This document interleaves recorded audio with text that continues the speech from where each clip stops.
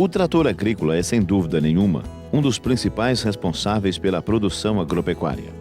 Ele se encontra presente em praticamente todas as etapas do processo produtivo. Ele representa a fonte de potência para acionamento de máquinas e implementos para trabalhar o solo, fazer correção de solo, implantar culturas, aplicar defensivos, transportar a produção. Enfim, a maioria das operações são dependentes do trator. E o mais importante, são operações realizadas com muita rapidez e eficiência. De 1960 até hoje, a área cultivada no Brasil passou de aproximadamente 25 milhões e 500 mil hectares para mais de 50 milhões de hectares. Este aumento só foi possível graças ao aumento da frota de tratores agrícolas. Basta saber que em 1960 havia um pouco mais de 26 mil tratores de pneus trabalhando no país, o que levava a atribuir, em média, mais de 400 hectares para cada trator.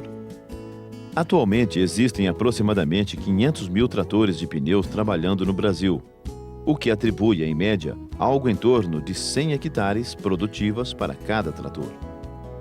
Entretanto, mesmo com uma crescente evolução tecnológica, ainda hoje podemos constatar uma considerável deficiência de informações básicas sobre a correta adequação e operação do trator.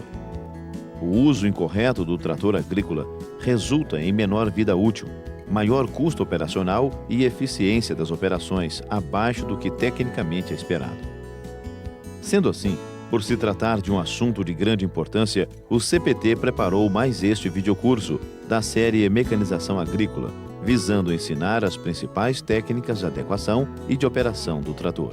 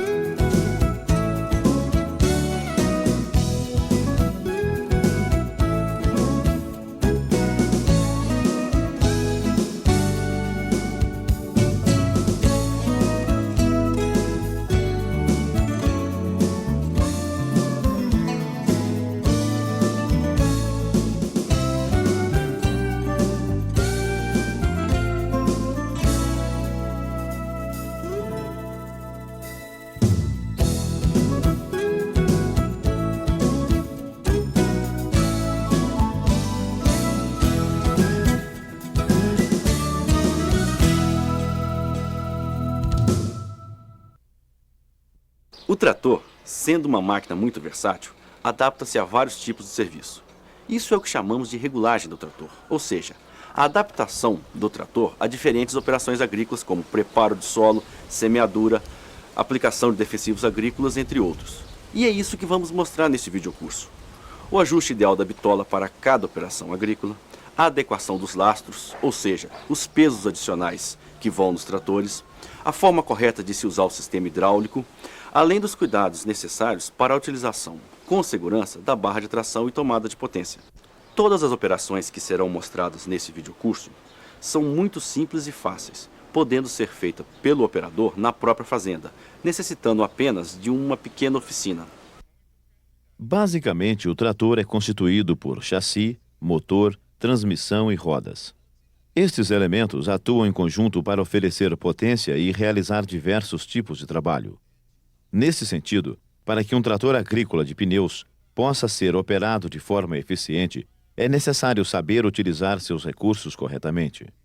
Definir a forma de utilização da barra de tração, da tomada de potência ou do sistema hidráulico, saber determinar e ajustar a bitola do trator de acordo com a operação, compreender a importância da relação entre a lastragem e a patinhagem do trator na capacidade de tração, saber a importância da capacidade operacional em cada operação, conhecer as principais técnicas de manobra que permitem economizar tempo durante o trabalho, além dos principais cuidados diários que se deve ter com o trator, são alguns dos principais pontos que devem ser observados para se obter o melhor desempenho do trator.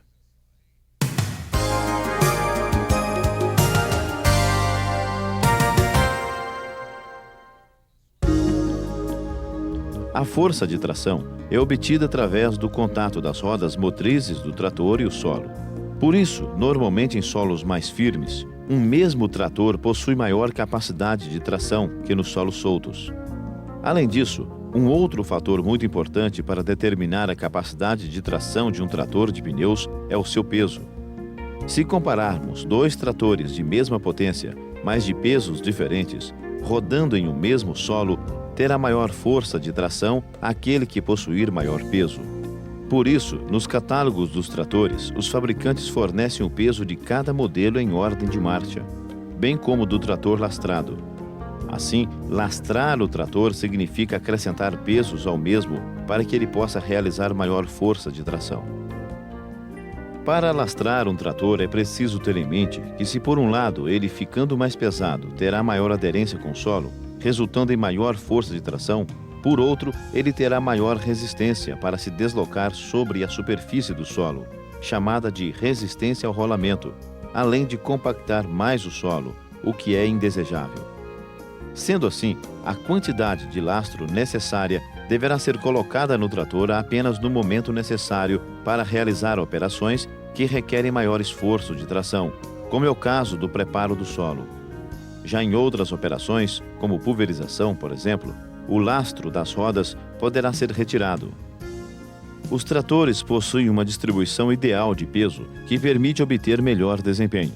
Assim, os tratores convencionais do tipo 4x2 possuem, em média, 70% do seu peso sobre o eixo traseiro e 30% sobre o eixo dianteiro. Já os tratores 4x2 com tração dianteira auxiliar possuem aproximadamente 55% do seu peso sobre o eixo traseiro e 45% sobre o dianteiro. E os 4x4 possuem aproximadamente 40% do peso no eixo traseiro e 60% no dianteiro. Por isso, a lastragem deve ser feita tanto na parte traseira como na parte frontal do trator, respeitando-se esses percentuais de distribuição de peso.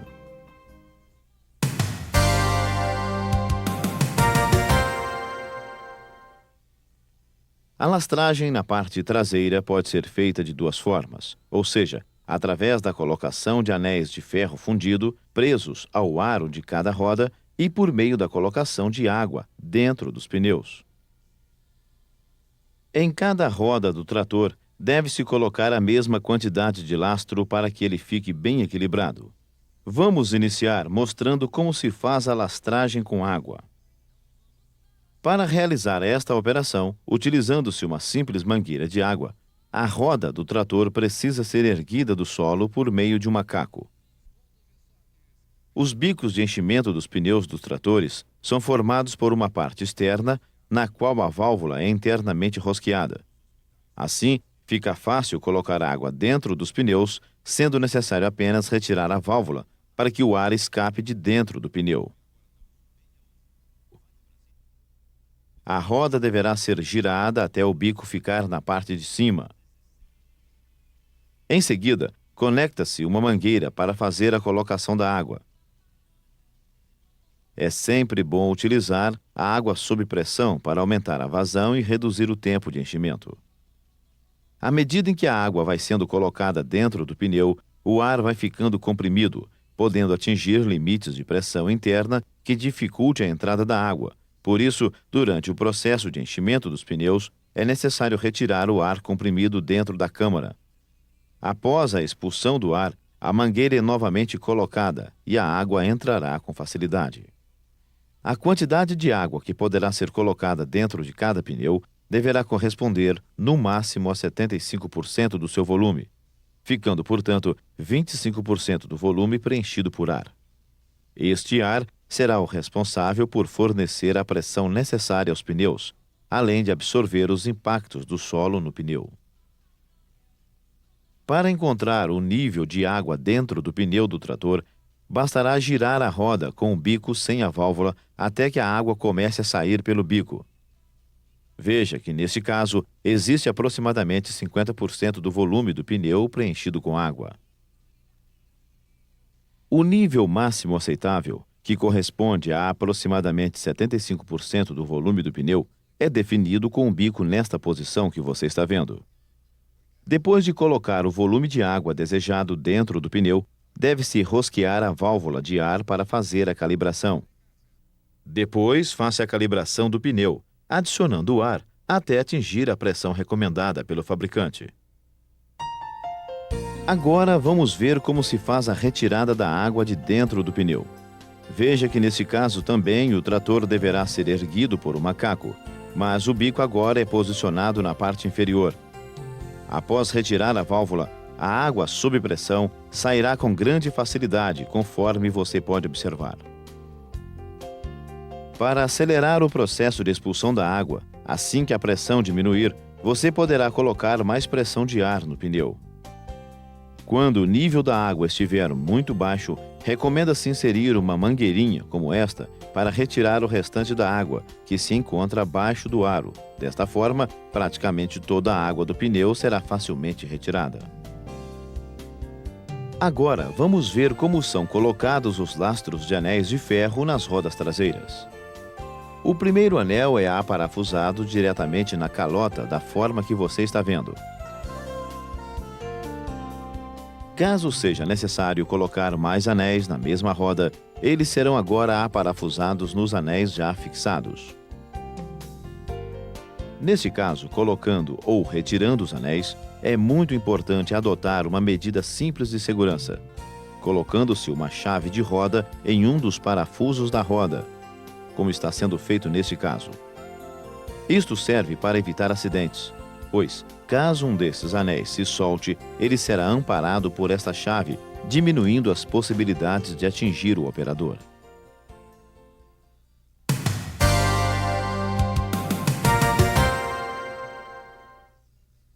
A lastragem na parte frontal tem como finalidade equilibrar o trator e garantir maior aderência com o solo.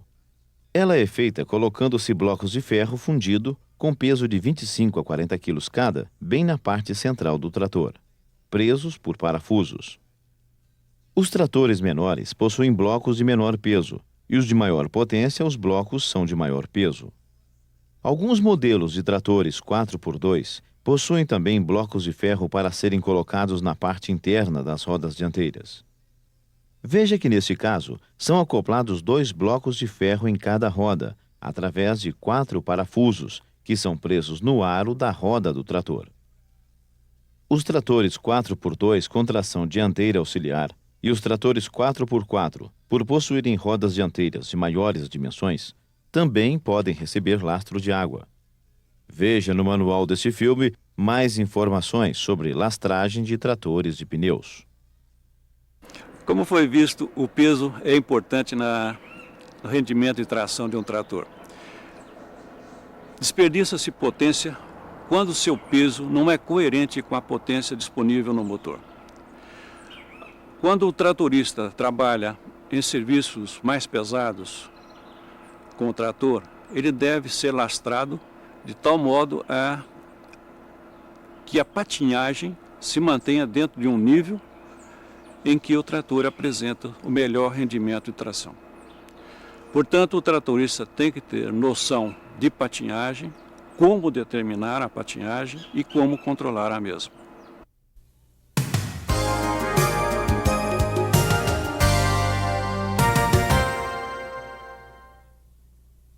Os equipamentos são tracionados pela barra de tração, quando eles são de arrasto.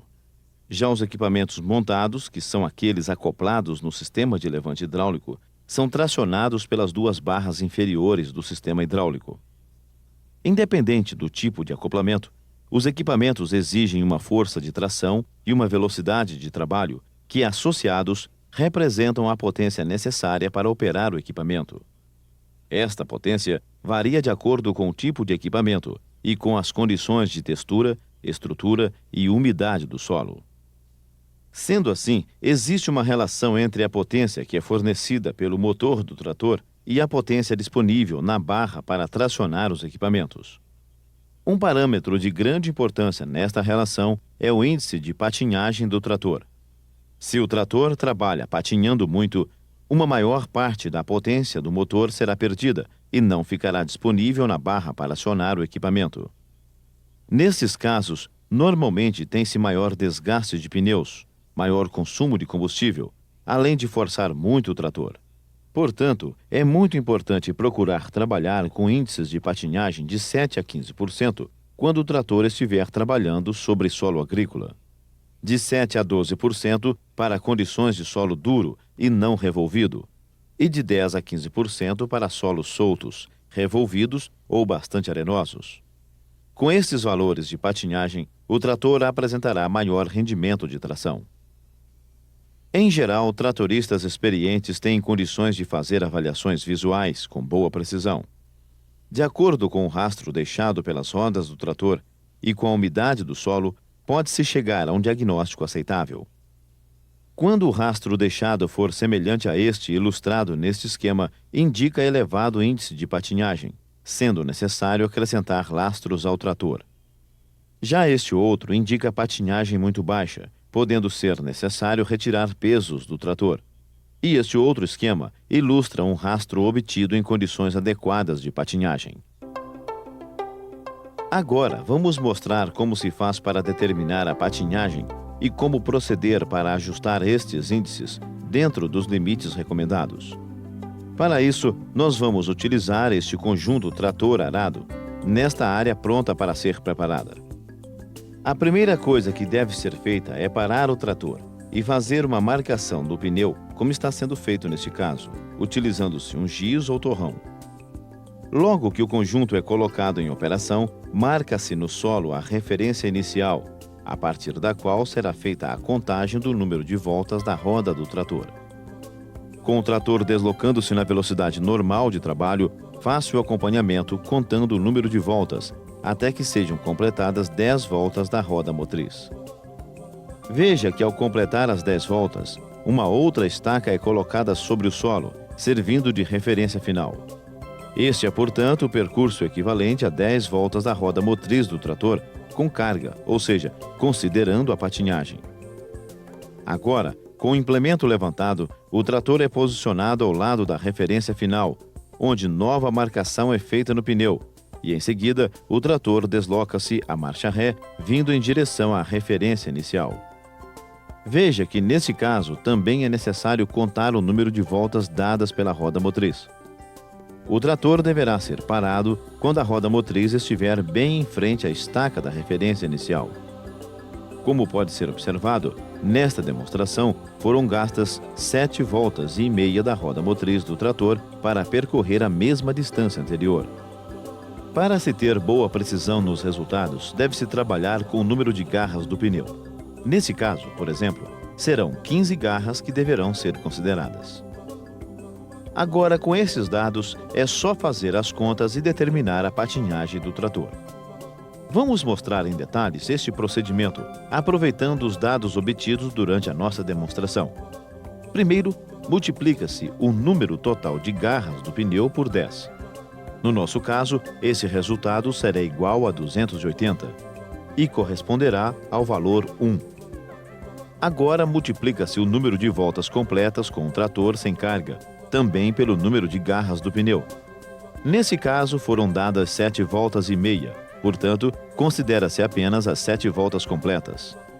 O resultado desta multiplicação, que é igual a 196, deverá ser somado ao número de garras que foram contadas a mais, até a roda motriz alcançar a referência inicial.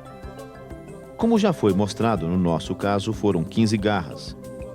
Assim, encontramos o resultado parcial de 211, que corresponderá ao valor 2.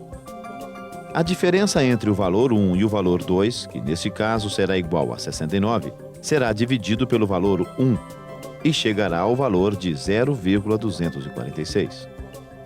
Finalmente, multiplicando-se esse valor por 100, encontramos a patinagem, que nesse caso foi de 24,6%. Comparando este resultado com os limites de patinagem recomendados, percebemos que a patinagem está elevada. Mas, nesse caso, o trator não se encontra lastrado e está realizando uma operação pesada de preparo do solo. Portanto, a primeira providência a ser tomada é a lastragem do trator. Após fazer a lastragem, apenas com água nos pneus traseiros, até o limite máximo aceitável de 75% do volume de cada pneu, E ao repetir a determinação da patinagem, o resultado encontrado foi de 14,2%. Mas o solo neste local é um solo firme e bem estruturado. Portanto, será necessário acrescentar mais lastros ao trator. Desta vez, colocando-se 2 anéis de ferro fundido em cada roda motriz do trator. Ao determinar novamente a patinagem, o resultado encontrado foi de 9,5%, ou seja, plenamente satisfatório. Bem, como você viu, é assim que determina a quantidade de lastro que deverá ser colocada no trator, pois existe uma relação entre lastragem e patinagem, e por isso cada caso é um caso, sendo necessário ajustar a quantidade de lastro para cada operação em cada situação particular. Em princípio, pode até parecer uma operação um pouco trabalhosa, mas os resultados alcançados de desempenho da máquina, na redução de desgastes de pneus e economia no consumo de combustível são altamente compensadores. No manual deste filme, você encontrará mais informações sobre esse assunto.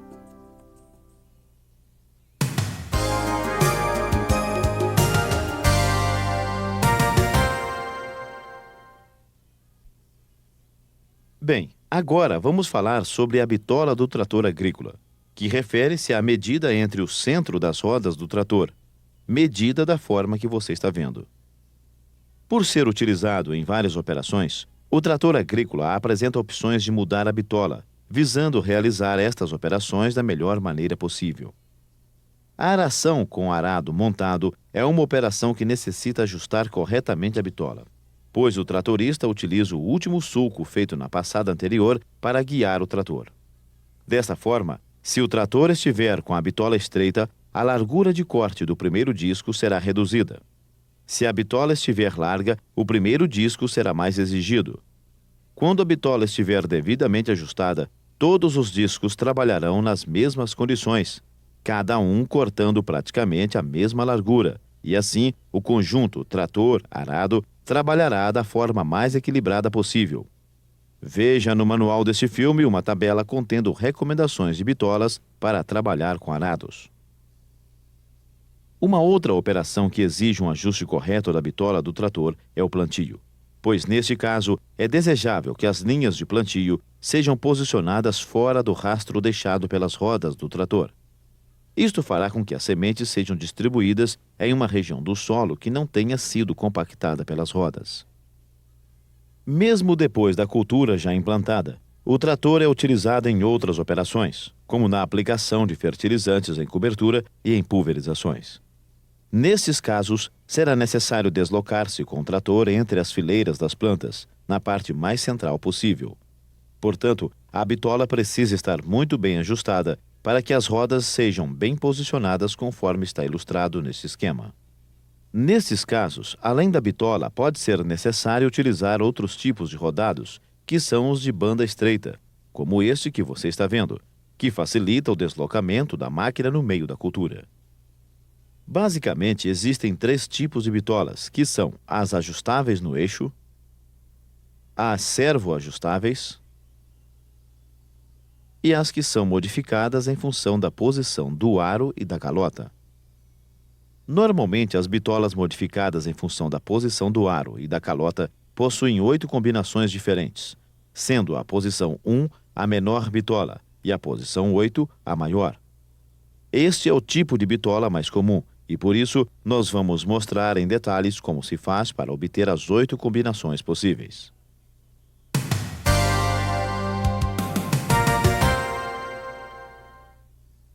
O eixo dianteiro convencional, que é uma característica dos tratores 4x2, é composto por um sistema telescópico, formado por uma canaleta externa e por barras, sendo uma de cada lado, que podem ser deslocadas dentro da canaleta.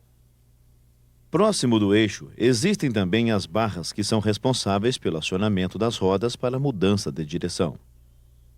Para alterar a bitola, neste caso, primeiro é necessário levantar a frente do trator com um macaco e calçar o trator na parte central, de forma que as rodas fiquem em balanço. Em seguida, será necessário soltar as braçadeiras dos braços da direção. Veja que a ponteira possui várias ranhuras para posicionar os parafusos de fixação e garantir uma boa conexão. O próximo passo consiste em mudar a posição destas barras, que constitui o eixo dianteiro. Para isso é necessário, primeiro, retirar os parafusos de fixação. Agora, basta puxar a barra até a posição desejada para fixar novamente os parafusos. Como você pode ver, a bitola deste trator foi aumentada apenas de um lado. Agora deve-se repetir o processo do outro lado, concluindo assim a mudança da bitola no eixo dianteiro. Quando o trator possui tração nas rodas dianteiras, a mudança da bitola é obtida por meio das diversas combinações de posição entre a calota e o aro. Este sistema é o mesmo das rodas traseiras para as bitolas modificadas em função da posição do aro e da calota. Vamos, então, ver como isto é feito para o eixo traseiro.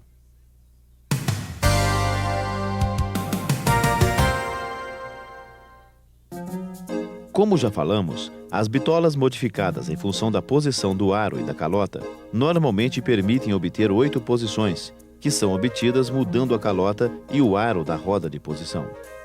Utiliza-se a calota virada para dentro para as posições de 1 a 4 e a calota virada para fora para as posições de 5 a 8. Além das posições da calota, o aro possui também estes olhais, onde é feita a conexão da calota. Veja que eles são fixados fora do centro do aro. Assim, posicionando-se estes olhais para dentro ou para fora, obtém-se diferentes posições de bitola. A posição de fixação da calota nos olhais do aro também permite obter posições de bitola diferentes. Ela pode ser fixada tanto na parte de dentro dos olhais do aro como na parte de fora, conforme pode ser observado neste caso. A combinação destas diferentes posições de conexão entre calota e aro é que permite obter as 8 posições. Esta é a primeira posição. Veja que a calota está virada para dentro, os olhais do aro estão voltados para fora e a calota está fixada aos olhais na parte de fora. Na segunda posição, a calota é fixada na parte interna dos olhais e as demais posições permanecem as mesmas.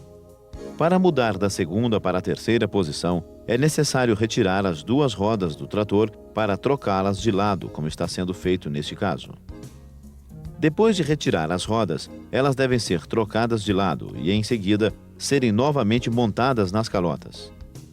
Desta forma, os olhais dos aros ficarão mais para dentro e a conexão entre a calota e esses olhais é feita na parte de fora dos mesmos. Veja que a calota continua virada para dentro. Estando a bitola na terceira posição e fazendo a conexão da calota com os olhais do aro na parte de dentro, obtém-se a quarta posição.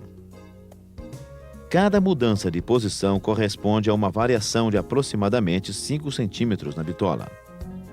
Em alguns tratores, devido à largura dos pneus e à distância entre rodas, não é possível trabalhar com a bitola nas posições 1 e 2, pois as rodas encostam nos paralamas. É o caso, por exemplo, deste trator que você está vendo. Em casos como estes, é possível obter 6 das 8 combinações de bitola. Vamos agora mostrar como se faz para obter as demais posições, ou seja, 5, 6, 7 e 8.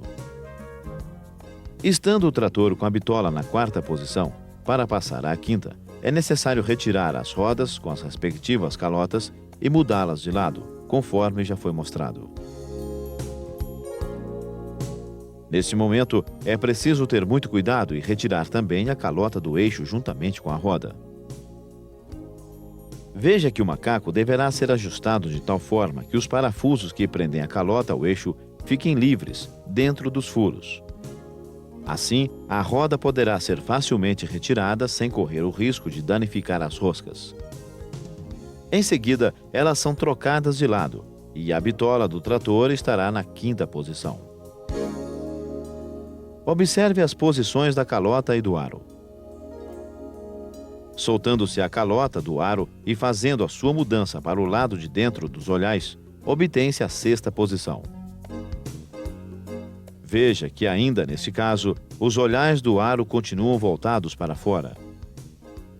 Para chegar à sétima posição, novamente será necessário trocar as rodas de lado, da mesma forma que foi mostrado para mudar da segunda para a terceira posição. Isto precisa ser feito para não inverter o sentido de giro dos pneus do trator.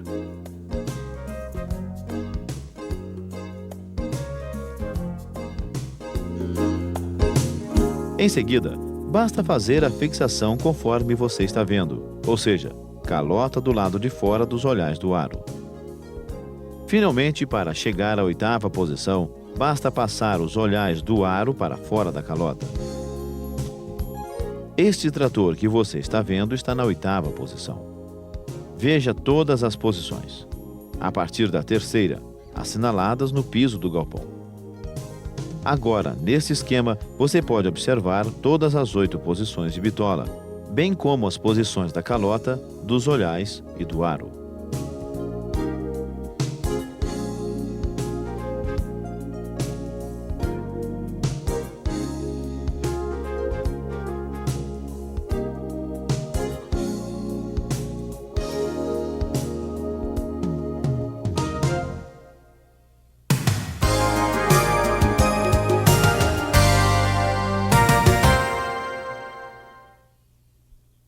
O sistema de levante hidráulico do trator serve para tracionar implementos montados durante o trabalho e para sustentar estes mesmos implementos nas manobras durante as operações agrícolas ou no transporte.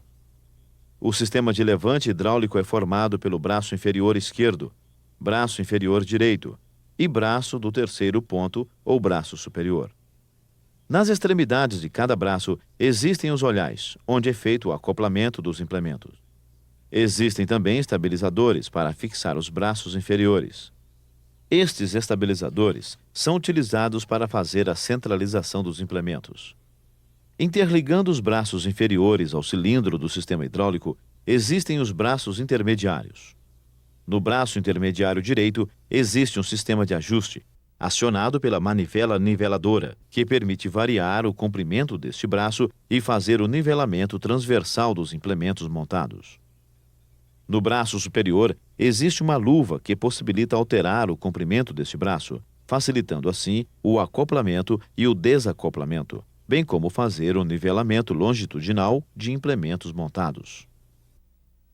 No caso de implementos montados, que trabalham abaixo da superfície do solo, como os arados, por exemplo, o braço superior aciona o sistema de controle de profundidade ou de ondulação.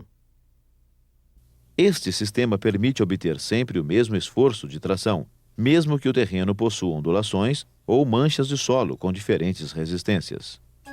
Vamos ver, nesse esquema, como este sistema funciona. Estando o conjunto trabalhando em condições normais, os braços inferiores ficam tracionados e o superior fica comprimido. Quando as rodas dianteiras do trator sobem em uma ondulação, o implemento tende a se aprofundar mais. Com isto, o terceiro braço será empurrado com mais força pelo implemento. Este aumento de força aciona automaticamente o sistema de controle de profundidade ou de ondulação, levantando o implemento e voltando à condição inicial. Agora,